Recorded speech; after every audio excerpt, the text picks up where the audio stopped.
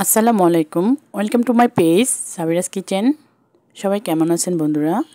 আশা করি অনেক ভালো আছেন। আমিও আপনাদের দোয়ায় অনেক ভালো আছি। আজকে আমি আপনাদের সাথে পেঁপে দিয়ে একটি পুডিং রেসিপি শেয়ার করব। আশা করি অনেক ভালো লাগবে। আর যারা পেঁপে খেতে পছন্দ করেন নাই তাদেরকে বলছি এইভাবে পুডিং বানিয়ে খেলে অনেক ভালো লাগবে। আমাদের গাছে একটি পাকা পেঁপে দেখা যাচ্ছে, তো এটাকে পেরে নিব, নিয়ে পুডিং বানাবো। সাবিরা পেঁপেটা পাড়ার জন্য অনেক চেষ্টা করছে, কিন্তু সামান্যর জন্য ধরতে পারতেছে না। আমি বলতেছি আমি পেরে দিই না, ও বলছে ও নিজেই পারবে। তো অনেক চেষ্টা করতেছে পারার জন্য।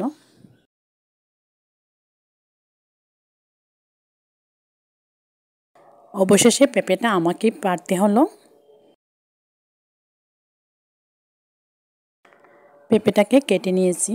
এবার পেঁপে থেকে বীজগুলো পরিষ্কার করে ছোটো ছোটো পিস করে ব্লেন্ড করে নেব। এবার এর মধ্যে পরিমাণ করে মিষ্টি দিয়ে দিব। আপনারা আপনাদের পরিমাণ করে মিষ্টি দিয়ে দিবেন। আর আমি সবসময় একটি কথাই বলি, মিষ্টি জিনিস মিষ্টি খেতে ভালো লাগে। আমার পেঁপে ব্লেন্ড করা হয়ে গেছে। এবার একটি বাটির মধ্যে রেখে দিলাম। এদিকে আমি 1 মগ দুধ গরম করে নিয়েছি। এর মধ্যে 1.5 চামচ আগার আগার পাউডার দিয়ে দিব। এবার আমি দুধগুলো হালকা ঠান্ডা করে নিয়েছি। এবার পেঁপের মধ্যে দিয়ে ভালো করে পেঁপের সঙ্গে দুধ মিশিয়ে নিব এবং যে পাত্রে আমি পুডিংটা সেট করব সেই পাত্রে ঢেলে নিব।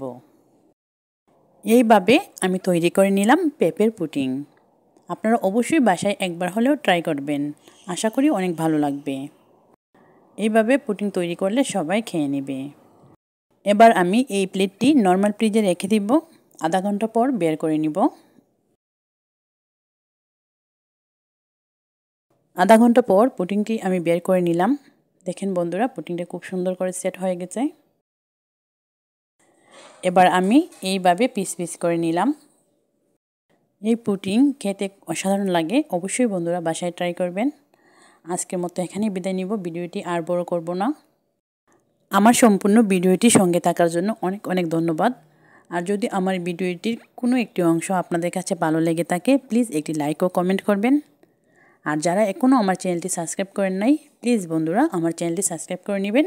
আসসালামু আলাইকুম।